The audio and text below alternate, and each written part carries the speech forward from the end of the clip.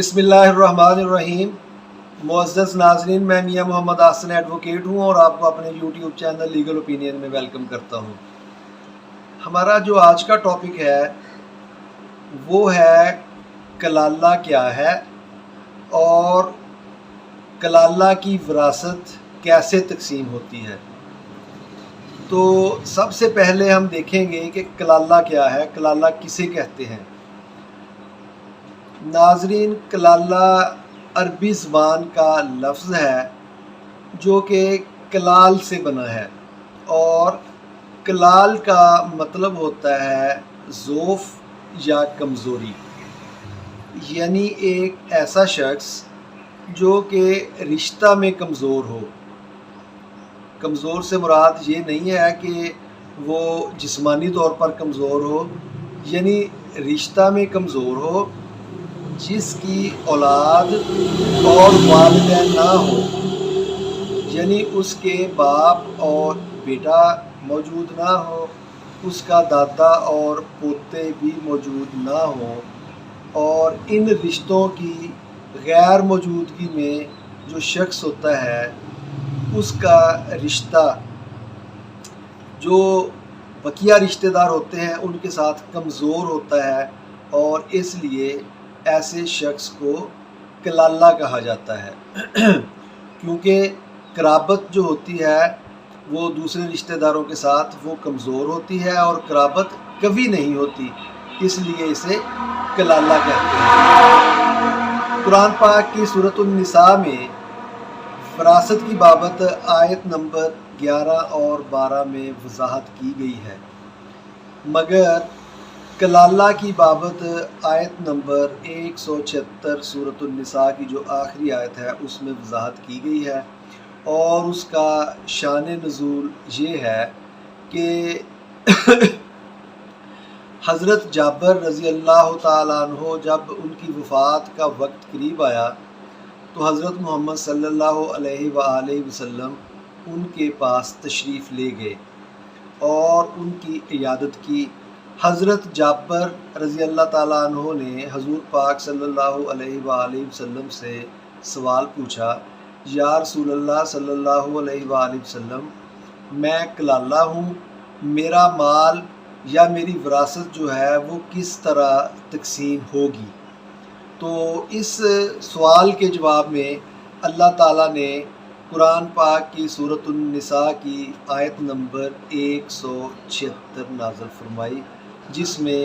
تفصیل بیان کی گئی ہے کہ جو کلالہ شخص ہوگا جس کی اولاد اور اس کے والدین نہیں ہوں گے تو اس کی پراپرٹی پھر کس طرح تقسیم کی جائے گی۔ آیت نمبر 176 کی روشنی میں بیان کیا گیا ہے کہ اگر کوئی شخص جو کلالہ ہو وہ فوت ہو جائے اور اس کی ایک بہن موجود ہو، چونکہ اس کی اولاد ہوگی، نہ اس کا پوتا ہوگا، نہ اس کا والد ہوگا اور نہ اس کا دادا ہوگا، تو بقیہ رشتہ داروں میں اگر اس کی ایک بہن موجود ہوگی تو اس کی پراپرٹی کا 1/2 حصہ اس کی بہن کو چلا جائے گا، جبکہ بقیہ نصف حصہ جو بچے گا وہ قریبی مرد رشتہ داروں میں تقسیم ہو جائے گا، یعنی اس کے چچا، اس کا تایا، یا اس کے چچا اور تایا کی وفات کی صورت میں جو اس کے کزنز ہوں گے ان میں وہ تقسیم ہو جائے گا۔ لیکن یہاں پہ سنی اور شیعہ جو اسکول آف تھاٹ ہے ان میں تھوڑا اختلاف ہے۔ یہ طریقہ جو ہے وہ سنیوں کے نزدیک ہے، جبکہ شیعہ نقطہ نظر کے مطابق وہ خاتون جو ہے وہ مکمل، جو بہن جو ہوتی ہے وہ مکمل حصہ کی وارث گردانی جاتی ہے۔ اور اگر کلالہ کا بھائی جو ہے وہ موجود ہو تو پھر اس کا بھائی پوری جائیداد کا مالک بتانا جاتا ہے۔ اگر کلالہ فوت ہو جائے اور پیچھے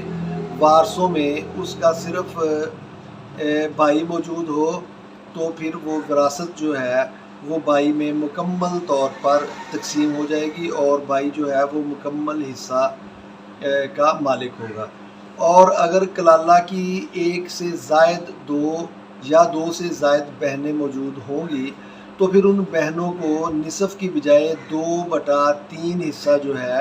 وہ ان بہنوں کو تقسیم ہو جائے گا، اور بقیہ جو حصہ بچے گا 1/3 وہ اس کے قریبی مرد رشتہ دار جو ہوں گے ان میں تقسیم ہوگا۔ اور اگر کلالہ کی جو پیچھے رشتہ دار ہیں ان میں بہنیں اور بھائی مکس ہوں، یعنی بھائی بھی موجود ہوں اور بہنیں بھی موجود ہوں، تو پھر وراثت کی تقسیم اسی طرح ہوگی جس طرح عام طور پر مرد اور عورتوں میں ہوتی ہے، یعنی بھائی جو ہوں گے وہ 2 حصوں کے مالک ہوگا اور بہنیں جو ہوں گی وہ 1 حصہ کی مالک ہوں گی۔ جتنے بالفرض 2 بھائی اور 2 بہنیں ہوں تو ہر بہن کو 1 حصہ اور ہر بھائی کو 2 حصے ملیں گے، یعنی ٹوٹل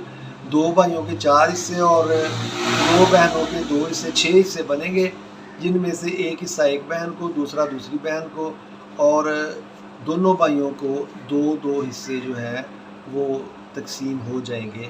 اور اس طرح کلالہ شخص جو ہوگا اس کی پراپرٹی جو ہے وہ اس طریقے سے تقسیم ہوگی۔ اور یہ جو کلالہ کی بابت تفصیل تھی میں نے بیان کر دی ہے سورۃ النساء کی آیت نمبر 176 کی روشنی میں، تو مجھے امید ہے کہ آپ لوگ اس کی بابت جو ہے وہ اس ٹاپک کو کافی حد تک سمجھ چکے ہوں گے اور کلیئرٹی آپ کے مائنڈ میں آ چکی ہوگی۔ اگر پھر بھی اس ٹاپک کی بابت کوئی کویسچن آپ کے ذہن میں ہو تو آپ نیچے دیے گئے کمنٹ سیکشن میں سوال بھیج کر اس کا جواب لے سکتے ہیں۔ اور اگر آپ نے ابھی تک میرا چینل سبسکرائب نہیں کیا اور آپ قانونی آگاہی میں دلچسپی رکھتے ہیں تو پھر آپ میرا چینل جو ہے وہ سبسکرائب کر لیں اور نیچے دیے گئے بیل آئیکن کو بھی دبا دیں تاکہ میری ہر آنے والی ویڈیو جو ہے بر وقت آپ تک پہنچتی رہے۔ آج کے لیے اتنا ہی کافی، آئندہ کسی نئے ٹاپک کے ساتھ آپ کی خدمت میں حاضر ہوں گے۔ اس وقت تک کے لیے اجازت۔ اللہ تعالیٰ میرا اور آپ کا حامی و ناصر ہو۔ والسلام۔